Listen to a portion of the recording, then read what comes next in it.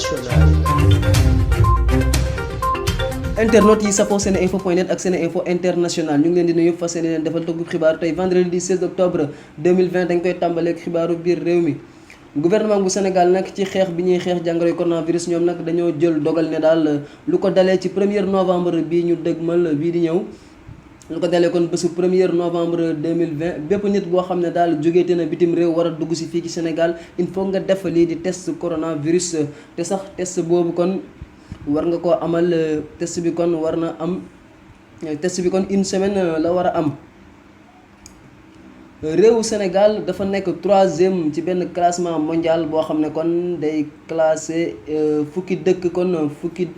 ci àdduna yoo xam ne foofu la kon lii di ñàkkum xëy gën a tare. réewum Sénégal kon 3e place mu ngi ci ñetteelu place ba. classement boobu nag organisation internationale classement boobu mu ngi am kon ci benn rapportu organisation internationale du travail. Sénégal nag kon jël 3e ci fukki dëkk yoo xam ne kon foofu la ñàkkum xëy mi daal gën a taree ci àdduna bi. classement boobu nag Burkina Faso moo nekk ca bopp ba. réewum Syrie topp ci kon Sénégal moo jël ñetteelu place ba. ci Afrique nag fële ca Burkina Faso 33 ans après bi nga xamee ne comme kii di président ba fa nekkoon di Thomas Sankara dañ ko assassiné woon ñii di famem nag fi mu nekk nii mën nañ yaakaar ñu amal ab procès boo xam ne kon dinañ ci àtte ñi nga xam ne ñoo defoon jëf ju ñaaw jooju. fi mu nekk nii nag dossier bi sax ñu ngi ko confier kon dossier bi ñu ngi ko confier ab tribunal militaire boo xam ne mu ngi nekk foofule ca Ouagadougou. kii sax di président bu Burkina Faso kon di Roch Marc Christian Kaboré moom nag rafetlu na baax a baax avancée judiciaire yi nga xam ne am na ci dossier Thomas Sankara boobule. te sax nee na kon dina permettre ñu rendre justice kii di famille Thomas Sankara. fële ca Guinée nag gannaaw bi nga xamee ne kon ñaari fan rek moo des ñu amal lii di élection présidentielle bi gannaaw bi nga xamee ne kon ab campagne bu mouvementé campagne bu yëngatu sax nga xam ne amoon na sax ay nit ñu ñàkk seen bakkan am na fa bésub ajuma ji tey ji nag dañoo xëy daal gis mu ne selaw ba sax ñu amal ay barrage yoo xam ne kon day bloqué ay accès ci ay zone yu bëri kon foofu ci centre dëkk ba. wante nag bu ñu sukkandikoo ci ay suñu ay naataango yu VOA Afrique nee nañ joxewuñu benn explication daal bu officiel bu tax ñu amale yooyu les barrages nga xam ne day bloqué yenn accès yi. wante nag ay presse locale bu Guinée nag am na ñu si ne daa am ab mutinerie donte sax information bi officielle ñoom nee nañ dafa am ab mutinerie boo xam ne kon dafa am ci camp militaire bu Kendia nga xam ne mu ngi nekk à une centaine de kilomètres bu capitale ba di Conakry. buñ sukkandikoo nag ci journal Libération neen dafa am ñaari sénégalais yoo xam ne fi mu nekk nii kon dañoo nekk en otage fële ca gannaaw bi ñu leen jàppee kon tëj leen prison nee na fi mu nekk nii daal dañoo nekk en otage dañ leen jël en otage fële ca Benghazi ci Libye. ki ko def nag mooy maréchal Haftar.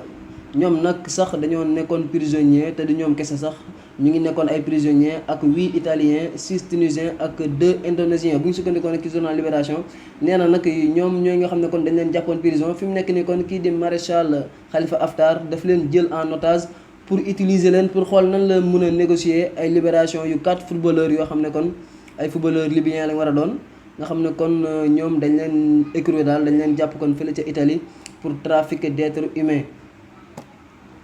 Sénégalais yooyu nag ñoom ñu ngi leen jàppoon ñaari sénégalais kon ñu ngi leen jàppoon le 1er septembre bi ñu génn ngir wàllum pêche illégale ci international nag ancien président de la République français di Nicolas Sarkozy moom nag dañ ko mettre en examen pour association de malfaiteurs ci mbirum financement libyen bu campagne électorale bu 2007 loolu nag ñu ngi ko xamle vendredi 16 octobre bii kii di parquet financier sax moo ko xamle. ci dossier boobu nag ñu jàpp ne kon kii di Nicolas Sarkozy sax jot nañ ko cee mettre en examen pour corruption recel de détournement de fonds publics ak financement illicite de campagne électorale. police espagnol nag dafa jàpp kon lu toll ci 11 ressortissants sénégalais kon yoo xam ne dañoo nekk foofu la ci Espagne ñoom nag dañ leen soupçonné ne dañoo bokk ci benn groupe criminel liñ leen di tuumaal daal mooy ab fraude bancaire ak usurpation d'identité. ñu ngi leen di jiiñ tam ne daal dañoo kon sàcc daal lu toll ci 97 millions de francs CFA ci ay carte bancaires yoo xam ne kon daal dañ ko sàcc mu permettre leen kon ñu daal retirer wala ñu soutirer frauduleusement 97 millions lu toll ci 97 millions de francs CFA. buuru Arabie Saoudite nag di Salman Ben Abdul Aziz nga xam ne da doon amal daal ay vacances nga xam ne kon waaw da doon amal daal mën nañ ko woowee vacances yoo xam ne peut-être da ko doon amal fële ca Tanger ci Maroc at bu jot. ren nag nee na ren moom demul Maroc mu ne ko ren demul Maroc li ko waral daal mooy fi mu nekk nii daal relation yi neexul lool entre kon lii di Arabie Saoudite ak Maroc. moom nag chaque été bu jotoon kon da doon am daal 2 mois yoo xam ne dina ko def foofu la ca Tanger nga xam ne sax depuis 2015 dafa am ab palais bu rafet